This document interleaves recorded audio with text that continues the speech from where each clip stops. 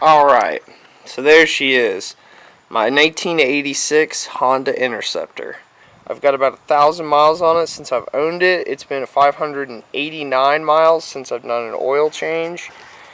It needs one very bad. I was just going to go into what we're going to be doing to the bikes today. So this bike is getting a new headlight bulb and some new oil. It's been sitting for a while, so I'm sure some of the cylinders are full of gas. But we'll see with that. So we're going to do that first. Also got some oil, 10W40, because it's pretty hot around here. It's going to be hot for the next 2 oil changes, so decided to keep it 10W40. I always buy 2 oil filters at a time because you never know, especially with an old bike, when they're going to stop making oil filters or when your local stores are going to stop making filters for it. I got my Superstar or Silver Star Ultra bulb. This was the second brightest one they had, and the only one they would sell with one bulb.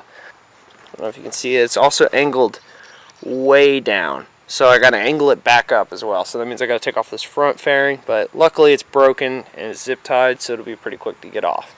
Alright, so I just dumped out all the old oil. It's pretty dark. Nothing I didn't expect from an engine that's just been revved super hard. I don't see any metal shavings, so I'm pretty happy with that.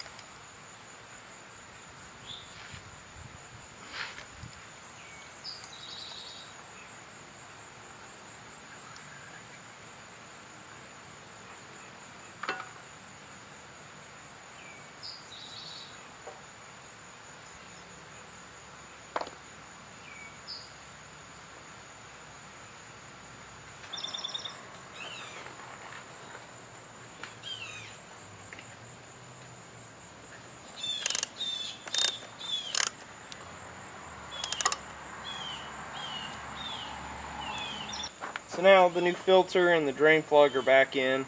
Before I can dump this oil, I have to put this in because I like to reuse oil cans, you know. Recycling is good for the environment. There we go.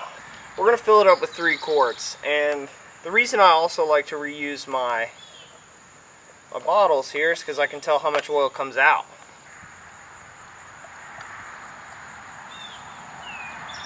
I don't like to use synthetic because it's really thin and it likes to escape out of anywhere it can, typically more than the conventional motor oil.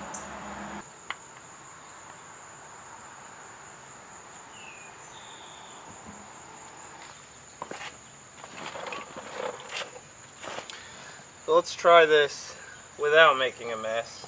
I know it's been burning oil, so I know it's going to be less than 3 quarts. It's about all for that one.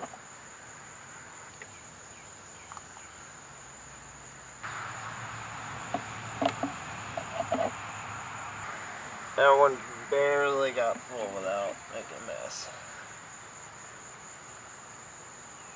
So I've got my light out of the front of the bike here. It's just a little clip that unclips right there and the bulb comes right out.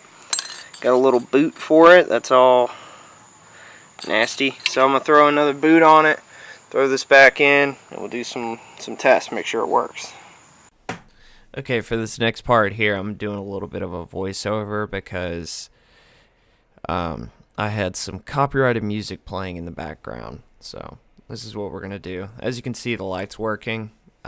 Works really well. It's actually a lot brighter now. I wrote it that night, and it was very bright.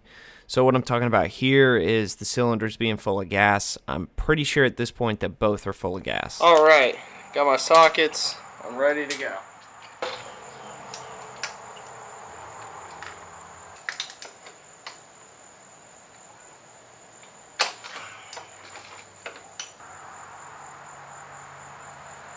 Oh yeah.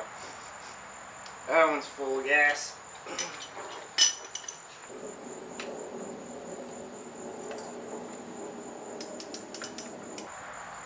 Alright.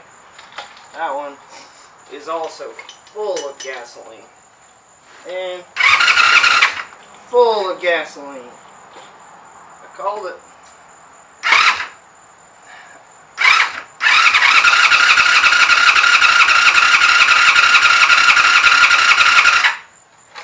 Perfect. So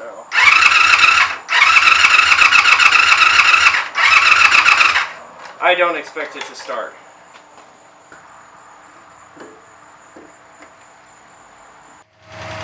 All right, she's done.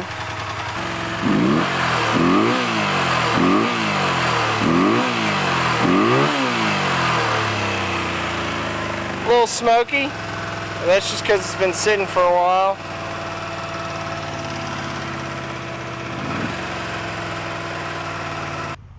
Look, being bad at recording what I'm doing is a lifestyle. So I ended up losing all of the footage that I recorded of cleaning up and riding the bike for the first time. So I just threw in this footage here of me riding the bike earlier in the year. It actually ran really good. It ended up, it was just an oil change. It wasn't anything much of a difference, but I have another video coming up on putting a new chain on after I changed out one of the sprockets. So look forward to that coming up and enjoy. Alright, ladies and gentlemen, this is also the end of the video, so if you like the video, subscribe and hit that little bell button and maybe smash that like button for me. At least consider it. It would really help out a lot.